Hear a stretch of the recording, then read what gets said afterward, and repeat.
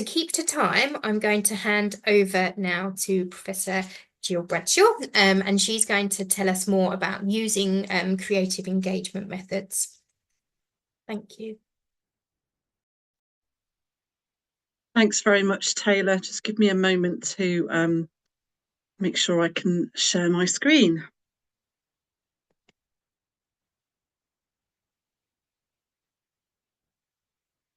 I'm sharing the right thing. Taylor, can you just give me a thumbs up?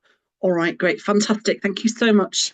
This has been such a great project to be part of. And as Taylor said, and Jackie said, is built on lots of work that we've done together. And we're not coming here today saying, this is it, we've found the solution. We're saying, here are some things that we've tried. We think it has got us some way in terms of that next stage of the journey, showing that it's really important that we think about ways of creatively involving children, young people, adults who have profound and multiple learning disabilities. And we're really looking forward to sharing all of that information with you and seeing what you think. So what I want to do is just spend 10-15 minutes with you just thinking about some of the things that we did and why we did them and why we think that they're important. So communication is something that can easily be taken for granted, can't it? We all communicate. And I think it's important to be clear that when we're thinking about communication, we're thinking about, as you've seen in the videos, as you will have talked about in your breakout rooms, we're thinking about a huge range of different ways that people might do that. Communication's multimodal. If your communication main method is verbal, then we tend to privilege that amongst over all other possible forms of communication. Indeed, we talk about people having a voice, don't we? Whereas for the group of people with children, the group of people we're talking about, children and young people with profound and multiple learning disabilities, they don't have a voice. That's not their primary mode of communication. So we're always thinking about communication being multimodal, involving words, signs, facial expression, eye gaze, body language, gesture, tone of voice. It's so rich as a mechanism for being able to share information, develop relationships, express meanings, control what happens to you. And within this project, and hopefully you'll have seen that as we've been sharing some of our films, we're always thinking about communication occurring within a partnership. So we're thinking about the young person and a family member, or the young person and a member of staff. And both people will bring attitudes, expectations, and experiences. And those really shape that communication partnership and either limit what can happen within that partnership or open up in terms of possibilities. And I think we like to think about communication in terms of things being very definite. We like to think that communication map and meanings map directly onto the words or signs or symbols that we're using.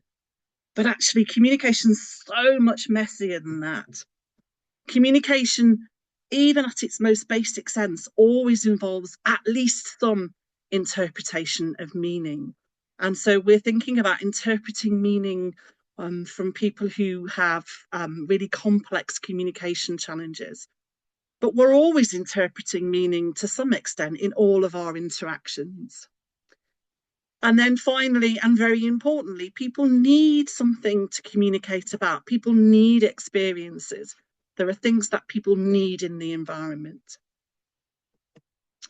So when we're talking about creative methods of engagement, we're not really coming here today to share technical methods that we've used. And there are definitely some really innovative technical methods that exist.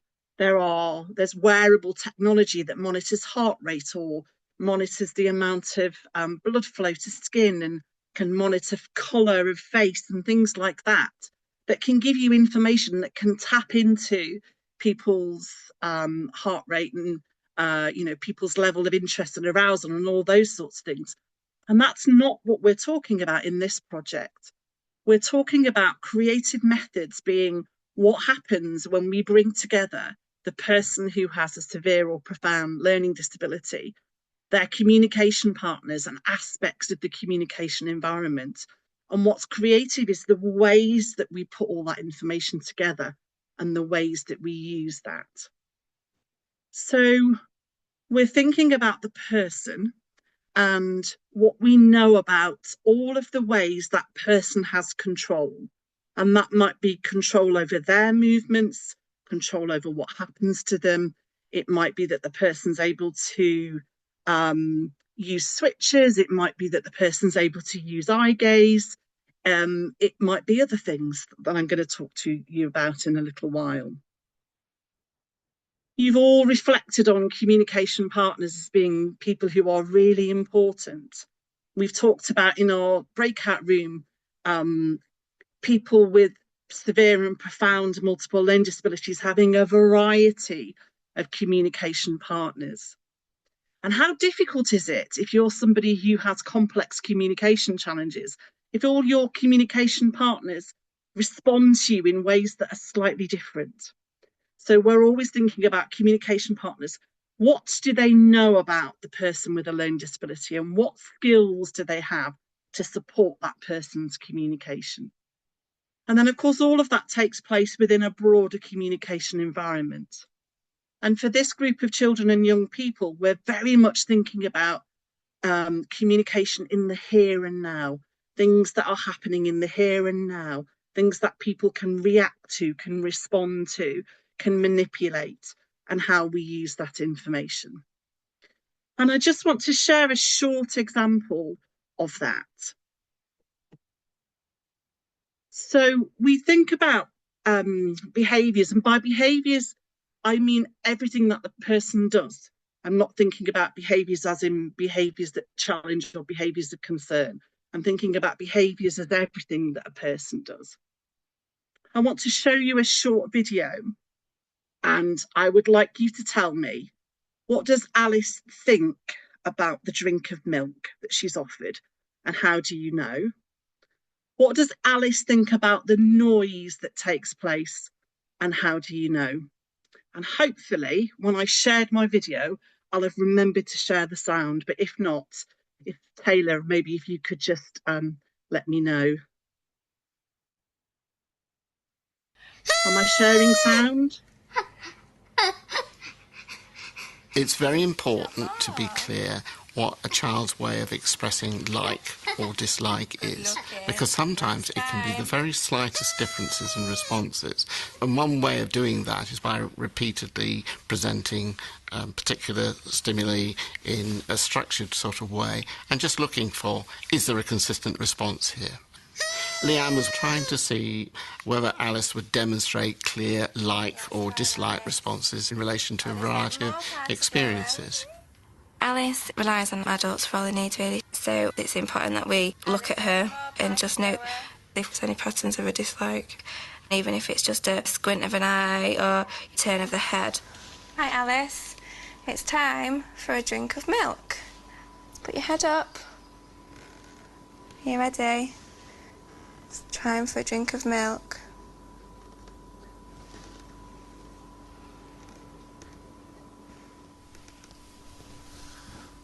Good girl. Do you not like it, Alice? Just put some white roll there. Good girl. Head down. Good girl.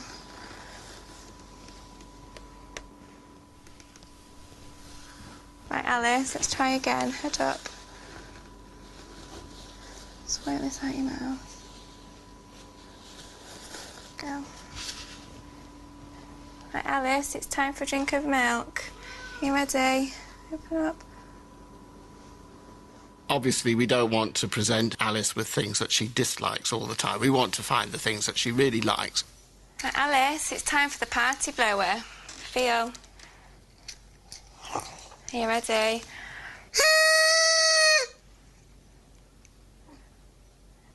Alice wants some more party blower. More. Good looking, good girl. Okay, I'll stop that there. So I asked you what Alice thought of the drink of milk and how you knew, and what Alice thought of the sound and how you knew. And obviously I've given you no means of being able to tell me that. But I would suggest that you would collectively say that she enjoyed the party blower and that she didn't like the milk. How are we making those decisions? So there are definitely observable indicators that we can use.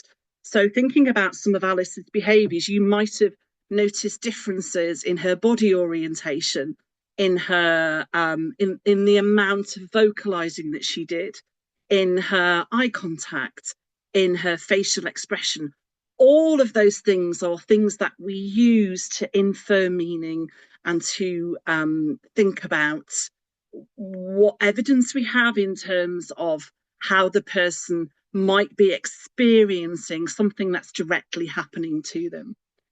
And so from that, we can produce a list of what we call observable indicators, things that we think are indicators that someone's having a good time, things that we think are indicators that somebody is having perhaps less of a good time.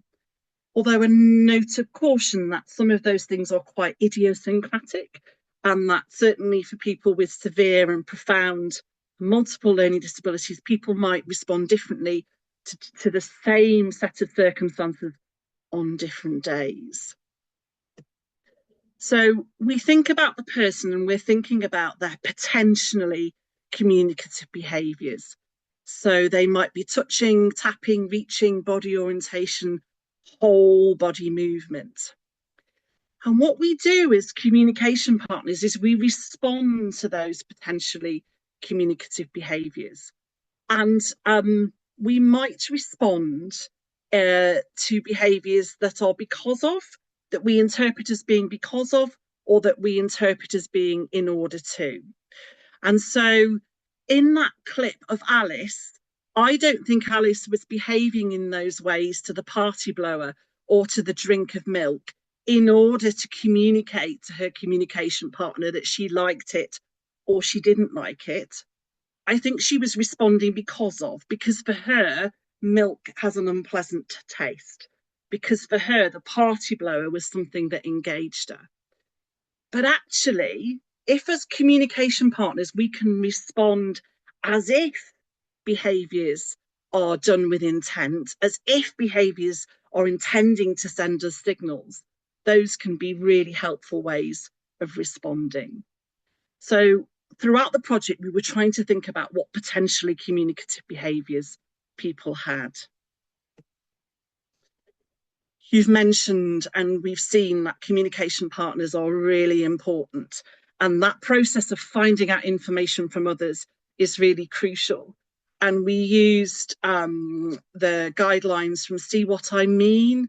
And so those guidelines are a process for thinking about that evidence and for trying to come together and collectively validate those interpretations.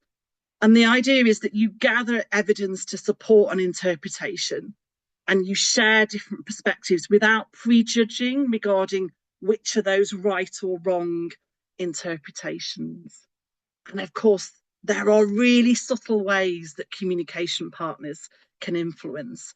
Many people with profound, multiple, severe intellectual disabilities will be very used to looking at other people's responses and using information from tone of voice and things like that.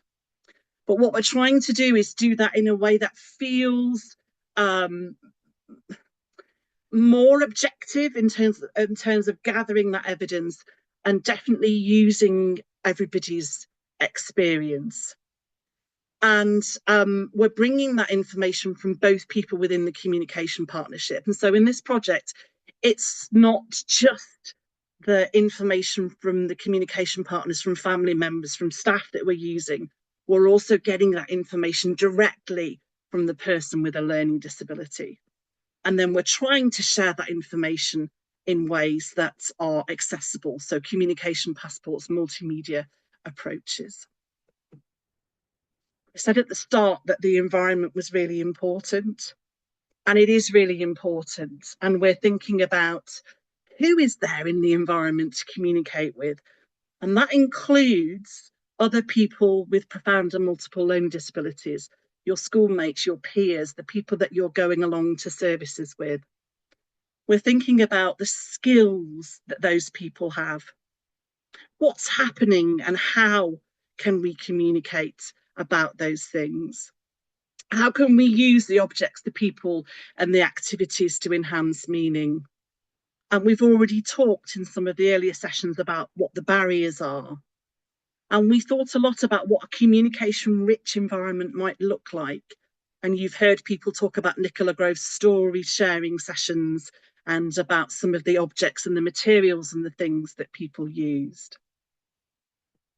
So I'll finish there, but just to say that when we're thinking about creative engagement, we're thinking about the things that are possible to do as a start point every day. And we're thinking about the information we can get directly from the young people and the information we can get from the communication partners, given that we've set up the communication environment in such a way as to be able to facilitate that. And the bit that's really creative is around what we do with that information, how we can use that information in ways that Taylor and the rest of the team will talk about as we go through the rest of the information today, and how we apply that knowledge to situations that are beyond the here and now to try and influence policy and wider practice. Thanks very much.